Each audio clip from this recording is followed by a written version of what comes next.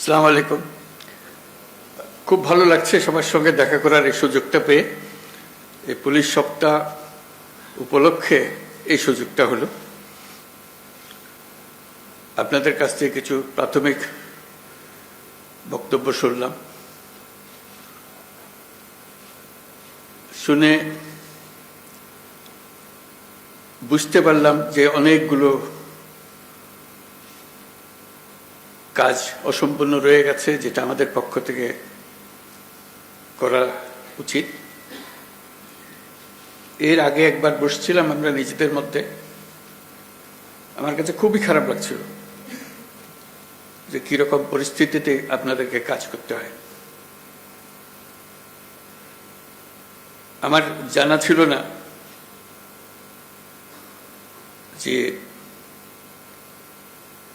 দৈনন্দিনভাবে যে কঠিন অবস্থায় আপনাদেরকে জীবনযাপন করতে হয়, সেটার মাত্রা কত গভীর। তাৎক্ষণিকভাবে আমরা কিছু সিদ্ধান্ত নিয়েছিলাম, সেটা আশা করি বাস্তবায়ন হয়েছে। কদ্দূর হয়েছে সেটা আবার খোঁজ নেব। আজকের বৈঠকের যেটা প্রধান ফল হবে, আপনাদের বিষয়গুলো আবার উঠলো আমার কাছে, যেটা নিয়ে আবার বসবো, যাতে আপনাদের একটা সহায়ক পরিস্থিতির সৃষ্টি করা যায়, যাতে আপনাদের কাজ করার মধ্যে এটা উৎসাহ আসে এবং পরিস্থিতি আপনাদের সহায়ক হোক।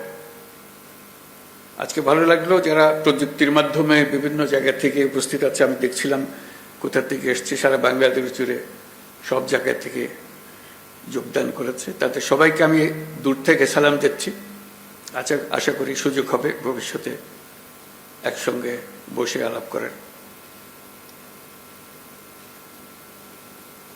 আমি লিখিত বক্তব্য পাঠ করি। বিসমিল্লাহির রহমানির রহিম। সম্মানিত উপস্থিতি ও প্রিয় পুলিশ সদস্যবৃন্দ,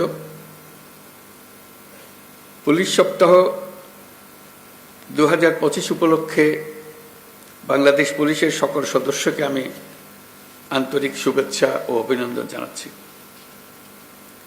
এই অনুষ্ঠানে আপনাদের মাঝে উপস্থিত হতে পেরে আমি অত্যন্ত আনন্দিত। 71 সালে মহান মুক্তিযুদ্ধের প্রাক্কালে 25শে মার্চ কালো রাতে রাজারবাগ পুলিশ লাইন্সে বাঙালি পুলিশ সদস্যরা সর্বপ্রথম সশস্ত্র প্রতিরোধ গড়ে তোলেন। এই ইতিহাস ভোলার নয়। বাংলাদেশ পুলিশ বাহিনীর গৌরবময় ইতিহাসে এটা মহাগৌরবের অধ্যায়।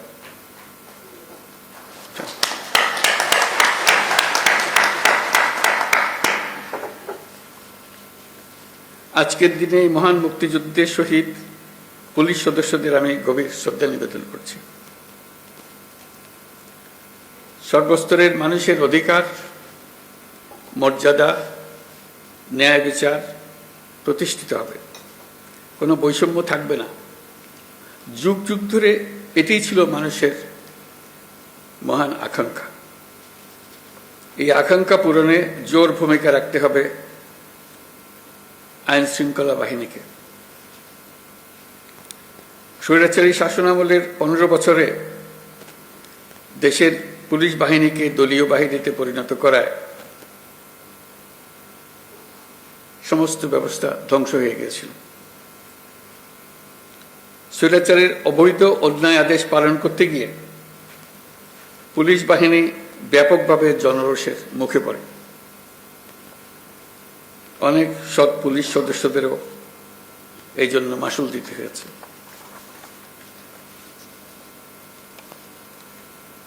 প্রিয় পুলিশ সদস্যগণ, গত আগস্টে অন্তর্বর্তী সরকার যখন দায়িত্ব গ্রহণ করে, সে সময় এদেশের আইন শৃঙ্খলা বাহিনী ভঙ্গুর অবস্থায় ছিল। পুলিশের সঙ্গে জনগণের দূরত্ব সৃষ্টি হয়েছিল। সরকার পরিস্থিতির উন্নতির জন্য যা কিছু প্রয়োজন সব রকমের ব্যবস্থা নিয়েছে। সড়ক মহাসড়কে বিশৃঙ্খলা ও জনদুর্ভোগ নিরসন, বিশেষ অভিযান পরিচালনা, অংশীজনের সাথে পুলিশের আন্তঃযোগাযোগ জোরদার করা, পুলিশ সদস্যদের মনোবল বৃদ্ধিতে প্রয়োজনীয় প্রণোদনামূলক ব্যবস্থা নেওয়া হয়েছে। আপনাদের অক্লান্ত পরিশ্রমে শান্তিপূর্ণভাবে দুর্গাপূজা, বিশ্ব ইজতেমা, ঈদ উল ফিতর, বাংলা নববর্ষ সহ বিভিন্ন উৎসব অনুষ্ঠিত হয়েছে। দেশে যতগুলো অপরাধ হচ্ছে সবগুলো ঘটনায় তাৎক্ষণিক ব্যবস্থা নিতে আপনারা সর্বোচ্চ চেষ্টা করে যাচ্ছেন। পুলিশ ও অন্যান্য বাহিনীর সম্মিলিত প্রচেষ্টায় দেশের আইন শৃঙ্খলা পরিস্থিতি এখন অনেকটা নিয়ন্ত্রণে আনা সম্ভব হয়েছে। এই জন্য আমি পুলিশ সহ সকলকে আন্তরিক ধন্যবাদ জানাই। সবাই মিলে আপনার জোরে হাততালি।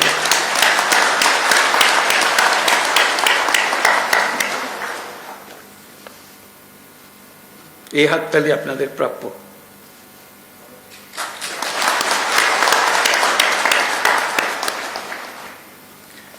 দেশের মানুষ নারীর প্রতি সহিংসতা প্রতিরোধে পুলিশ বাহিনীকে খুব শক্তিশালী ভূমিকায় দেখতে চায়। আমি আপনাদের প্রতি আহ্বান জানাই, নারী ও শিশুর নিরাপত্তায় সর্বোচ্চ সংবেদনশীল হয়ে কাজ করবেন। সকল শ্রেণী পেশার নারীরা যেন যে কোনো হয়রানির ঘটনায় পুলিশের হটলাইনে ফোন করে সর্বোচ্চ সাহায্য পায়, সেটি নিশ্চিত করবেন। নারী এবং শিশু নিরাপত্তা পেলে আমরা বুঝতে পারব দেশ নিরাপত্তার দিকে অনেক দূরে এগিয়ে গেছে।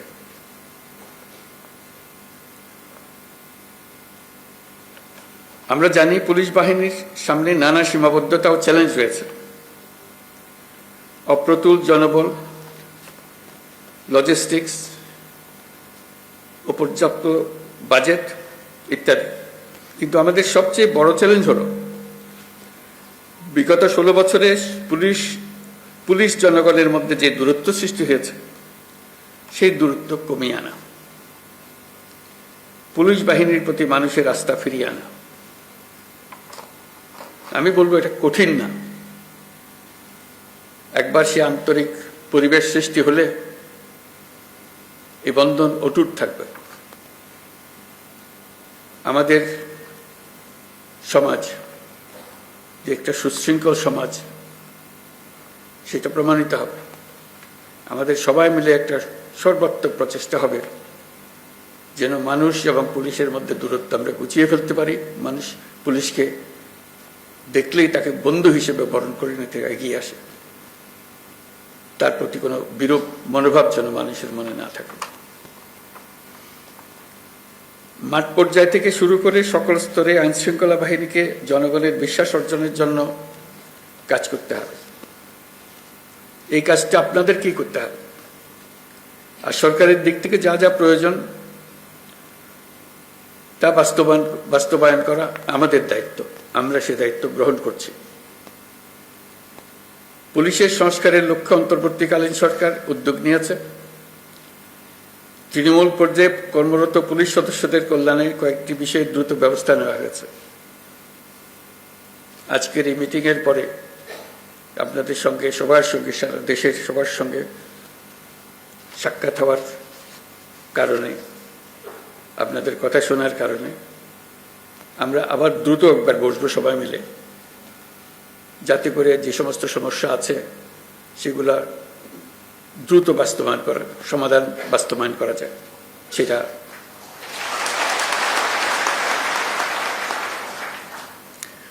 আপনারা জানেন, ইতিমধ্যে জাতির উদ্দেশ্যে দিয়ে একাধিক ভাষণে আমি বলেছি, চলতি বছরের ডিসেম্বর থেকে আগামী বছরের জুনের মধ্যে দেশে ত্রয়োদশ সংসদ নির্বাচন অনুষ্ঠিত হবে। সেই নির্বাচন যেন সুষ্ঠু ও শান্তিপূর্ণ উপায়ে অনুষ্ঠিত হয়, সেজন্য পুলিশ সদস্যদের ভূমিকা খুবই গুরুত্বপূর্ণ। নির্বাচনে সকল প্রতিদ্বন্দ্বী প্রার্থীর প্রতি সমান আচরণ ও ভোটাররা যাতে নির্ভয়ে নির্বিঘ্নে নিজেদের ভোটাধিকার প্রয়োগ করতে পারে সেই পরিবেশ নিশ্চিত করা আপনাদের এবং আমাদের সর্বোচ্চ দায়িত্ব। মনে রাখবেন, কোনো ব্যক্তি যদি অন্যায় বা অনিয়মের মাধ্যমে নির্বাচিত হয়, সে ব্যক্তির দ্বারা ন্যায় প্রতিষ্ঠা সম্ভব নয়। সুতরাং নিশ্চিত করুন যাতে কারো দ্বারা ব্যবহৃত না হন।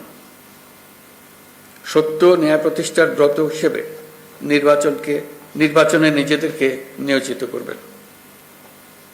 পুলিশ বাহিনীর সদস্য হিসেবে তারও চাইতে বড় বিষয় এদেশের একজন নাগরিক হিসেবে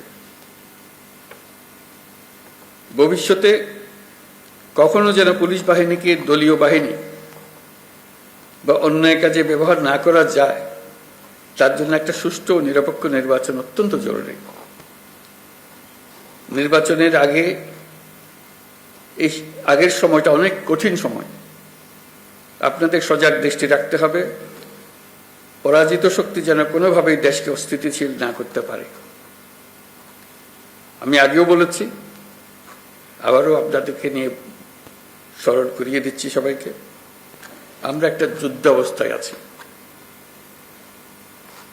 অশুভ চক্র আমাদের স্বপ্নকে, আমাদের ঐক্যকে ভেঙে দিতে সব শক্তি নিয়ে চেষ্টা করছে এবং চেষ্টা আরো কঠোরতর করবে। একে প্রতিহত করার জন্য আপনাদেরকে সবসময় সতর্ক থাকতে হবে, জাতিকে রক্ষা করার জন্য। বর্তমান অন্তর্বর্তীকালীন সরকার দায়িত্ব নেওয়ার পর থেকে আমরা ন্যায্য অন্যায্য আন্দোলনে মানুষকে রাস্তায় নেমে আসতে দেখেছি। এসব পরিস্থিতিতে আপনারা ধৈর্যের পরিচয় দিয়েছেন। আশা করি একই রকম ধৈর্যের পরিচয় দিয়ে আগামী দিনগুলোতেও আপনারা কাজ করে যাবেন। পুলিশ জনগণের বন্ধু। পুলিশ বাহিনীকে সেই ইমেজ প্রতিষ্ঠা করতে হবে। এটা কঠিন হলেও এটাই ন্যায্য, এটাই আমাদের করতে হবে। প্রথমবারের মতো এবার পুলিশ সপ্তাহে ধর্মীয় নেতা, সাংবাদিক ও বিভিন্ন সম্প্রদায়ের নেতাদের সঙ্গে বৈঠক অনুষ্ঠিত হবে বলে আমি জানতে পারলাম। এই বৈঠকে পুলিশের উপর জনসাধারণের প্রত্যাশা নিয়ে আলোচনা হবে। আমার প্রত্যাশা হলো এটি যেন চলমান থাকে। প্রতি বছর পুলিশ সপ্তাহে যেন এই ধরনের বৈঠক অনুষ্ঠিত হয়, আর যেন পুলিশ সপ্তাহের জন্য অপেক্ষা করতে না হয়। সুযোগ পেলে এই ধরনের বৈঠক দরকার, তাতে পরস্পরের বোঝাবুঝিটা পরিষ্কার হয়ে যায়। পুলিশের সঙ্গে জনগণের দূরত্ব কমিয়ে আনতে এটা অত্যন্ত জরুরি। আমরা একটা ন্যায্যতার ভিত্তিতে গঠিত একটি বৈষম্যমুক্ত গণতান্ত্রিক বাংলাদেশ নির্মাণের স্বপ্ন দেখছি। আমরা দ্বিতীয় বাংলাদেশ গঠন করার স্বপ্ন দেখছি। জুলাই গণ অভ্যুত্থান আমাদের সেই সুযোগ করে দিয়েছে। এই সুযোগ যেন আমরা না হারাই। এই সুযোগ হারালে আমরা পরবর্তী প্রজন্মের কাছে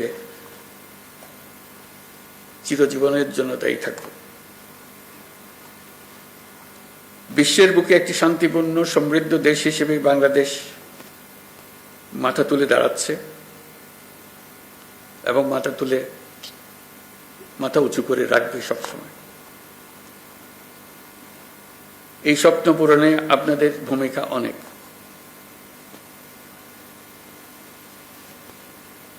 আপনারাই এই স্বপ্ন বাস্তবায়নের মূল শক্তি।